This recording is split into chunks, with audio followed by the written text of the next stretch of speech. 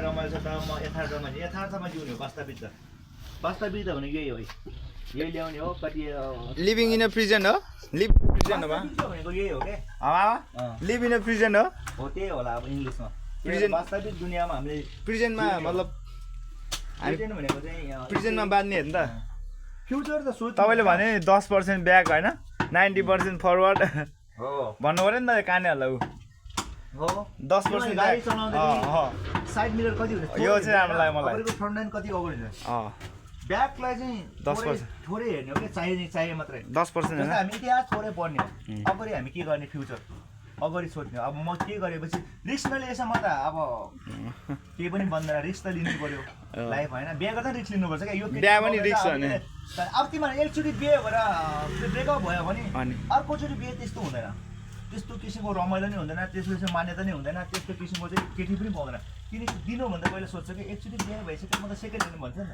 Second ह्यान्डमा गयो भने अब अहिले गयो भने चाहिँ अहिले त तिमीहरू भनेको चाहिँ खतरा देखाइ जनलाई अब जस्तो सुकै क्या जन अहिले त फर्स्ट होइन नि त ओए जस्तै मासु खतरा देखाए गाडी निकाल्यो नि तिमीले 1 किलोमिटर मात्रै चलाएर फर्काएर ल्यायो भने गाडीको भ्यालु हुन्छ किनकि बेचेर बाहिर आयो नि त आउट भयो नि त फेरि इन भयो नेपालको मासु भने नेपालकै हुन्छ विदेशी मासुहरूको त राम्रै केला हुँदैन के गर्नुको लागि चाहिँ एकदमै सोच्नुपर्छ केटी मान्छे राम्रो चाहियो अब सोच्नु राम्रो होइन राम्रो केटी भयो भने बिहे गरेर राम्रो होइन कि मामा हेबिट राम्रो भएको भनेको क्यारेक्टर राम्रो भएको भनेको राम्रो केटीलाई बिहे गरेर छोड्यो भने त तिमीहरूको मनै आधा यहीँ हुन्छ किनकि अब त्यहाँबाट कोसँग हिँडिरहेको होला सबैले त्यही ताकेर गर्छ नि त होइन खोइ सबैले त्यही ताकेर गर्छ क्रिस्टलको बुढी यस्तो क्रिस्टलको बुढी यस्तो क्रिस्टलको बुढीसँग जोनको बुढीसँग भन्छ क्या होइन अब त्यहाँबाट जबसम्म चाहिँ तिमीहरूले क्यारेक्टर राम्रो चाहियो भने चाहिँ अब फलानुसँग देखियो भन्छ नि त्यहाँ कुनातिर भेटेर भन्छ दिएर अब केटीले नबोला भए केटी जान्छ त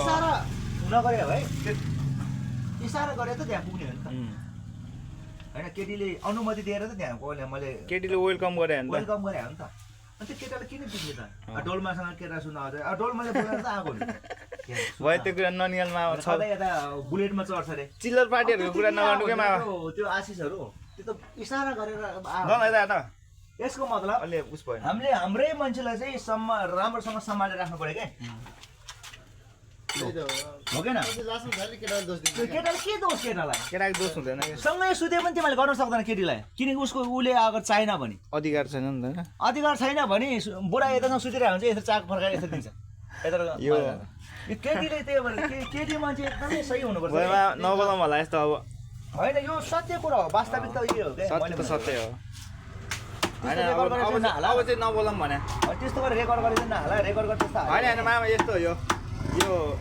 नेगेटिभ कुरा होइन नि त पोजिटिभ हो होइन त्यही कारणले गर्दा अब म एउटा जोन अब त्यसरी छिर्यो भने म एउटा ल्यापटप लिन्छु अनि एउटा यस्तो अफिस खडा गर्छु यस्तो कि मामा the John and Jason hotel भनेर राख्ने जोन एन्ड जेसन छोराको नाम किन बेच्ने त्यहाँ मैले यस्तो किसिमको ज्ञान दिन्छु नि जो कोही बाबासँग नि छैन कोही जो फिलोसफी पनि मान्छे यस्तो किसिमको फिलोसफी भनौँ न दर्शनशास्त्र चाहिँ दार्शनिक ज्ञान भन्छ नि यसलाई यस्तो किसिमको ज्ञान म चाहिँ पुरै युट्युबमा एक्सप्रेस गर्छु कि जहाँ चाहिँ नेपालको चाहिँ यस्तो पिएचडी डिग्री होल्डर गर्नेहरूसँग चाहिँ म पनि हुँदैन म यस्तो किसिमको चाहिँ पुरै एउटा चाहिँ चिजलाई चाहिँ म गर्न मेरो मन छ कि बाँकी जिन्दगी चाहिँ म जहाँ मेरो त्यहाँ जो रोड हुन्छ नि मैले बुझ्यो पिरामिड हेर्न जाने कि हामी मलाई चाहिँदैन पिरामिड यहीँ हुन्छ नेपालमै हुन्छ नि त हजुर यो लन्डनको ब्रिज बन्यो पिरामिड यहीँ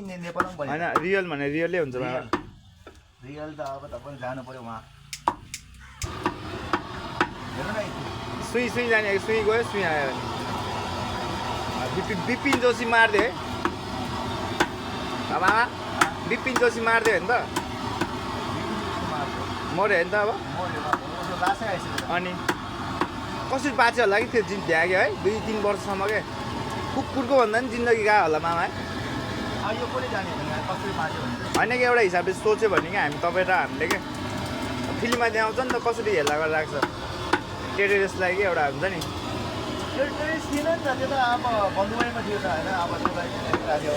जे भने हामीलाई सोच्दाखेरि नै अलिक कस्तो लाग्छ कि अब तपाईँ म हुन्छ नि त हामी कहीँ घुम्न गयो अब हामीलाई अब बन्दी बनाएर राख्यो भने त्यही भएर युएसए को पासपोर्ट लिनुपर्छ क्या मामा है म त्यही सोचाइरहेको क्या युएसए को पासपोर्ट लिने पनि जस्तो लागिरहेको बिजनेस भिजाबाट लिने क्या होइन मामा तपाईँ कुनै देशमा केही भयो भने त युएसएले फेरि खतरा हुन्छ नि त पासपोर्टले क्या है तिमीहरूले त्यो भएर भन्छ युएसए भनेको यहाँबाट 7,000 किलोमिटर छ लगभग। मलाई त्यस्तो चीन कति छ? चीन तिम्रो पडोसी हो, इङ्ग्लिसमा नेबो भन्छ क्या, छिमेकी हो। अहिले युरोप भन्दा के अरे चीन अमेरिका भन्दा कयौँ गुण शक्तिशाली चीन छ अहिले। त्यही त हो चीनको हाई टेक्नोलोजी हेर्दा, मार्केटिङ हेर्दा। अमेरिकामा त्यस्तो के छ मलाई एउटै उदाहरण देऊ। हजुर एउटा उदाहरण यस्तो बनाउने अमेरिकामा त्यस्तो के छ?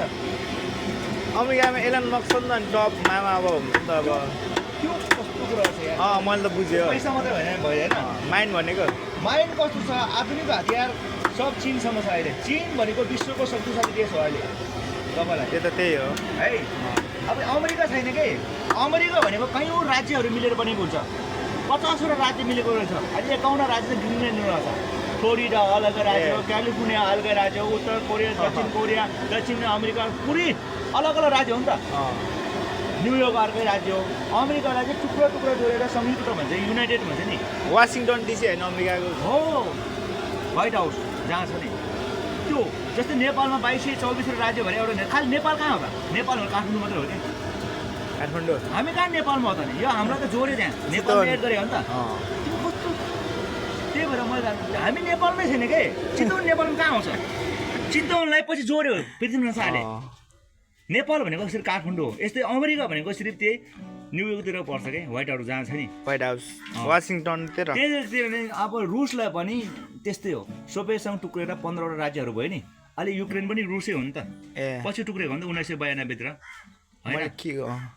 त्यसै कारणले गर्दा चीन भनेको ढिक्का हो नि त। चीन कहीँ टुक्रेको छैन नि त। चीन त सिंगै हो। चीनले के भन्छ? थाइल्यान्ड मेरो हो भन्छ, सिङ्गापुर मेरो हो भन्छ, हङकङ मेरो हो भन्छ, तिब्बत मेरो, नेपाल पनि मेरो हो भन्छ। अनि मामा चीन चाहिँ टुक्रेन कहिले? सबै कहाँ टुक्रेछ त? सधैँ एउटै भएर बस्यो चीन पहिल्यैदेखि। एउटै त हो नि। म हिस्ट्री हेर्छु एकचोटि अलिअलि खोताल्छु। चीनलाई ग्रेट वाल कहाँ छ? 6,000 किलोमिटर टाढा सुरक्षाको लागि छ होइन। 15 किलोमिटर उचाइ जहाँ चाहिँ गाडी नै हिँड्ने सक्ने त्यस्तो छ। चीनमा शासकहरू त्यस्तो थियो कि। चीन कहाँ टुक्रेको छ त हिस्टोरीमा हेर्नु, युकिपिकीमा हेर्नु। अब जोड्नु न त्यो के भन्छ कुनै पनि तिमीसँग छ के छ? अब चार्ट जिपिटी छ, युकिपिकी छ। चार्ट जिपिटी राम्रो हुन्छ। चार्ट जिपिटीले सोध्दा चार्ट जिपिटी के चीनको हिस्टोरी बताऊ भन्दा चीनमा कस्तो कस्तो शासनहरू आयो होइन, चीनको इतिहास। त्यही भएर चीन आज चीनको चाइनिज फिल्महरू कति पावरफुल छ हो कि न? चीनको वरियरहरू अब ब्रुसली हङकङको थियो, फेरि पनि अमेरिकाबाट खेल्थ्यो होइन। चाइनिज हङकङको हो, हङकङ हो नि त ब्रुसली। अब यो जस्तै ऊ कहाँको थाहा छ? ज्याकी चेन चाइनाको। तर खेल्छ कहाँबाट खेल्छ? मलाई त्यस्तो विधि तिमीले यो चिजहरूले तिमीले यादै गरेन होइन मामा। मलाई यो कुनै कुनै चिजहरू कुनै कुनैमा इन्ट्रेस्टै हुँदैन कि कुनै कुनैमा। केमा इन्ट्रेस्ट छ त? मलाई त बुगाडी प्लेनतिर मोनाकोतिर इन्ट्रेस्ट हुन्छ। त्यस्तोमा हेलिकप्टरतिर 610 हिजो हेलिकप्टरतिर